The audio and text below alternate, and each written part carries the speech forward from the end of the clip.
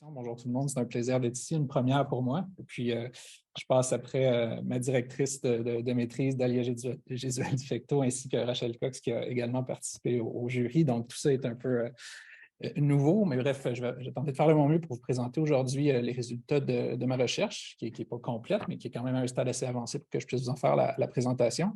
Donc,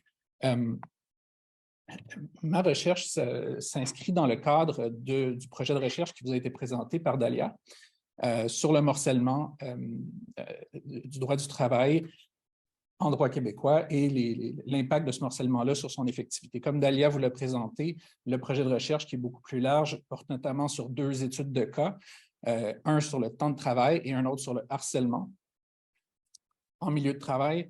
Et plus précisément, l'étude de cas dont je me suis chargé porte sur le harcèlement en milieu de travail, mais en milieu syndiqué, plus précisément.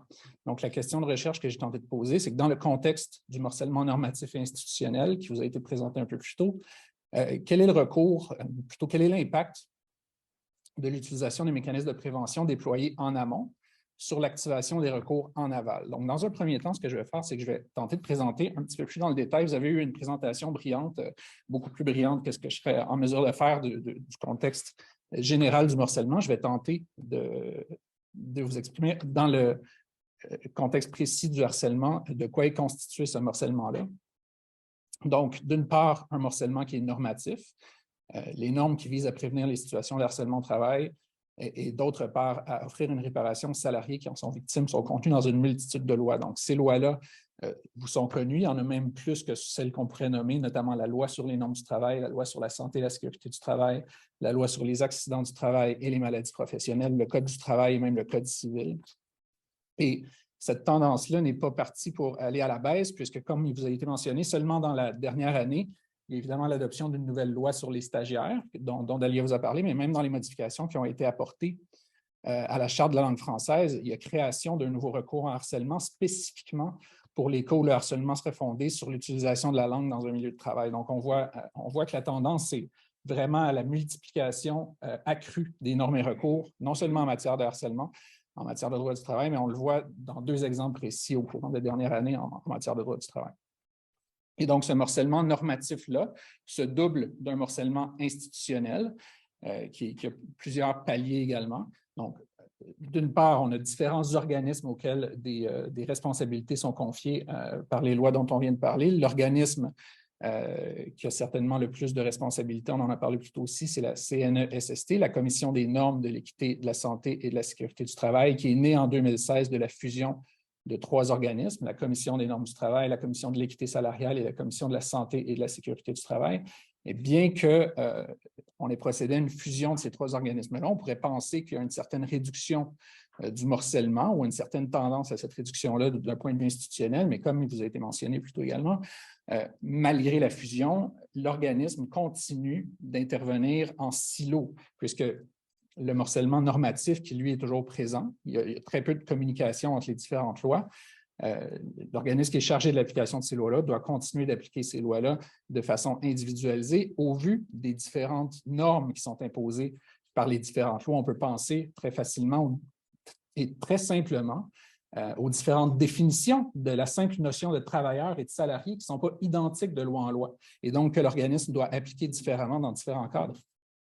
Et ça, c'est l'exemple le plus simple, mais il y en aurait tout plein d'autres. Donc, morcellement institutionnel au niveau des organismes d'implication, mais également morcellement institutionnel au niveau des tribunaux qui exercent une juridiction en matière de harcèlement. Encore une fois, en 2016, il y a eu création d'un nouveau tribunal, le tribunal administratif du travail, qui est né de la fusion de l'ancienne Commission des relations du travail et Commission des lésions professionnelles.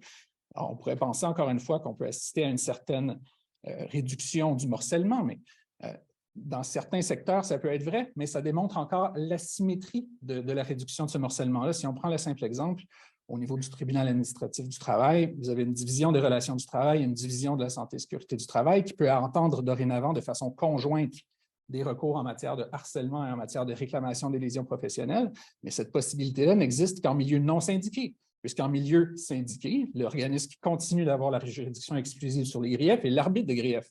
Et donc, les recours devront être entendus de façon séparée, alors qu'ils visent essentiellement une même réalité, une même situation de harcèlement. Donc, ce qu'on peut dire également sur ce morcellement-là, c'est que les différentes lois qui concernent la protection du harcèlement au travail ont deux objets majeurs. Donc, d'une part, la prévention, où on parle de l'amont, il y a un petit inversement dans la présentation, l'amont en prévention et l'aval en réparation. Donc, d'une part, au niveau de la prévention, le principe général, l'objet de la prévention en matière de harcèlement, elle est énoncée dans la loi sur les normes du travail. La loi sur les normes du travail énonce un droit général du salarié à un milieu exempt de harcèlement. Cependant, cette loi-là confère à son organisme d'application, la CNESST, très peu d'outils en matière de prévention. On voit que les outils en prévention sont majoritairement contenus dans une autre loi, la loi sur la santé et sécurité du travail, dont l'organisme d'application elle-même, mais dont, comme on en faisait part un petit peu plus tôt, l'application ne se fait pas de façon conjointe, elle se fait toujours en silo. En matière de réparation, on a encore une fois un morcellement qui est possible d'observer, puisque les recours individuels qui sont prévus dans la LNT, dans le Code du travail et dans la LATMP, et même en matière de harcèlement discriminatoire, il y a des recours qui sont prévus dans la Charte des droits et libertés de la personne, qui est un autre objet de morcellement, puisqu'il sera entendu cette fois-là, donc des recours qui seront traités par la Commission des droits de la personne et des droits de la jeunesse et éventuellement entendus devant le Tribunal des droits de la personne. Et il existe également la possibilité de recours civils qui seront entrepris par des salariés, mais devant les tribunaux de droit commun. Donc, une réparation qui est très morcelée. Donc, ce qu'on a tenté de faire en méthodologie dans le cadre de notre recherche, on avait la chance de collaborer avec plusieurs centrales syndicales dans le cadre du projet de recherche. Alors, on a réalisé 3 entrevues exploratoires avec des responsables de ces centrales syndicales-là afin d'identifier un milieu qui serait propice à obtenir des résultats intéressants du point de vue de la recherche. On a fini par réaliser 6 entrevues avec des intervenants syndicaux dans le milieu de l'enseignement pour avoir des perspectives sur à la fois sur des employeurs plus petits et des employeurs plus grands, pour voir si les stratégies diffèrent en fonction de la taille de l'employeur, notamment, face à des situations de harcèlement. Également, on a pu faire une étude de la jurisprudence arbitrale sur un point bien précis sur lequel je reviendrai dans quelques minutes. Et on a eu la chance de consulter quelques transactions mettant fin à des griefs en matière de harcèlement, afin de voir quels étaient les remèdes qui étaient privilégiés dans le cadre de ces transactions-là. Donc, d'une part, ce qu'on a pu constater au niveau des résultats, c'est que les recours ou les stratégies qui sont employées par les acteurs syndicaux dans le cadre de situations de harcèlement connaissent une délimitation, qu'on soit en aval ou en amont, donc au niveau de la prévention ou au niveau de la réparation. Ce qu'on peut s'imaginer, c'est que dès le moment où la situation de harcèlement sera dénoncée, on passera au grief. Cependant, ce qu'on a pu constater, c'est qu'il y a toute une gamme de moyens de prévention qui sont mis en œuvre dès le moment où la personne qui vit la situation de harcèlement va faire une demande d'appui à son syndicat. Il y a toutes sortes de stratégies informelles qui sont mises en œuvre par le syndicat pour tenter de trouver une solution à la situation de harcèlement avant de passer à la judiciarisation. Donc, on peut parler d'intervention informelle auprès de l'employeur ou de stratégie de médiation, toujours en amont de la plainte interne. Donc, je vous ai parlé de grief, mais avant même de passer au grief, ce qui aura souvent lieu en vertu de la politique de prévention de l'employeur, politique de prévention qui est maintenant obligatoire depuis 2019 en vertu de la loi sur les normes du travail, mais dont on pourrait dire qu'elle l'était depuis bien plus longtemps en vertu de la loi sur la santé et sécurité du travail. Bref, il pourrait y avoir une plainte en vertu de la politique interne de l'employeur qui pourra mener à d'autres médiations. Il pourrait y avoir une enquête de l'employeur. Tout ça dans le but de remplir l'objet premier. J'ai parlé tout à l'heure de l'objet premier des protections en matière de harcèlement, qui est que cesse le harcèlement en milieu de travail. Lorsque le salarié fait sa plainte, le premier objet, c'est pas d'obtenir une compensation monétaire à ce moment-là. C'est de s'assurer que le harcèlement dans le milieu de travail cesse, qu'on trouve des solutions concrètes, pratiques, afin que le harcèlement cesse et que la personne puisse soit retourner au travail si elle est en arrêt de travail ou continuer à faire son travail dans le cas contraire en faisant cesser les facteurs de harcèlement et que ce harcèlement-là soit horizontal ou vertical. Alors, ce qu'on a pu constater, c'est que l'ensemble de ces moyens de prévention-là, si on veut, ne sont plus utilisés ou sont moins utilisés à partir du moment où on entame la judiciarisation du recours. Donc, que ça passe par un grief ou par une réclamation pour lésion professionnelle. Ce que les personnes nous ont dit en entrevue, c'est qu'à partir du moment où on entreprend un grief, qu'est-ce que vous voulez qu'on prenne comme conclusion?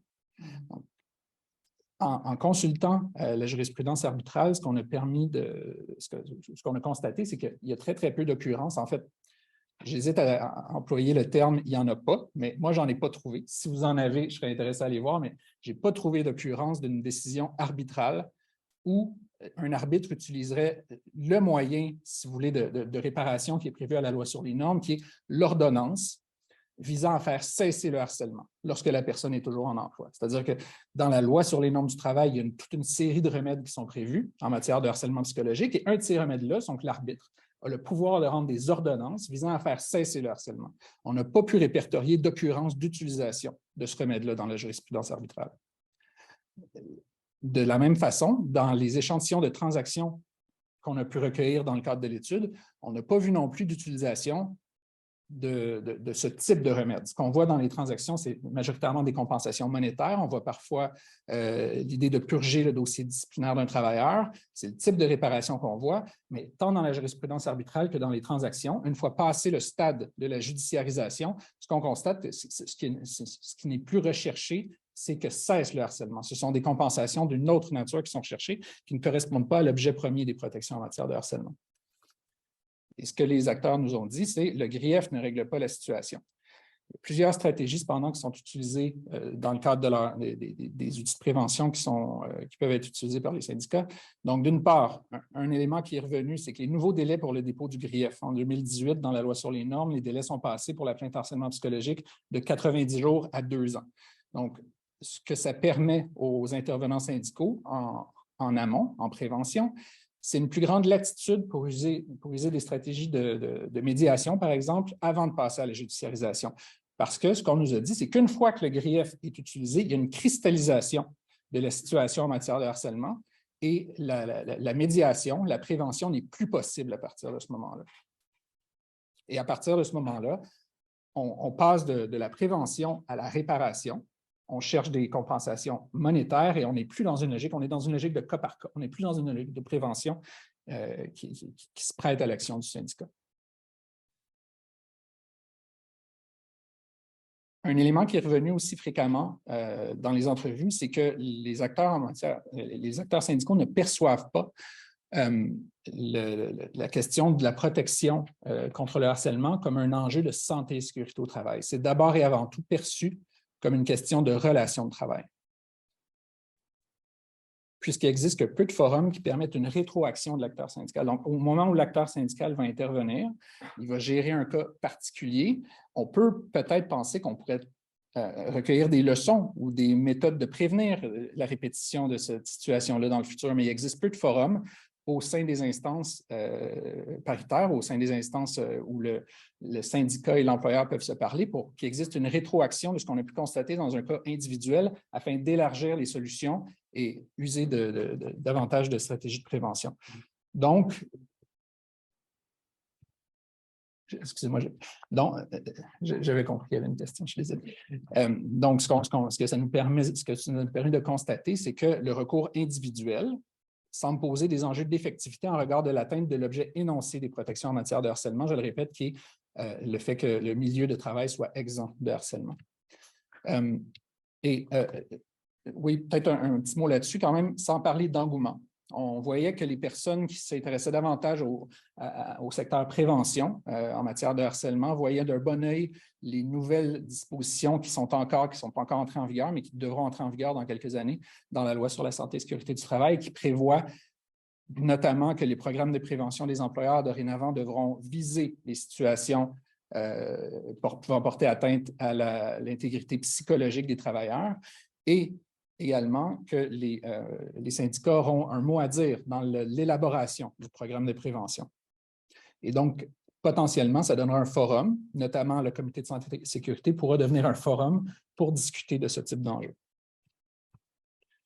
Alors, en conclusion, la question qu'on a fini par se poser, c'est au final, les acteurs, ce qu'ils nous ont dit, c'est que la question de la protection contre le harcèlement est d'abord et avant tout vue comme une question de relation de travail, mais en réalité, est-ce que c'est une question de relation de travail ou une question de santé, sécurité du travail d'abord?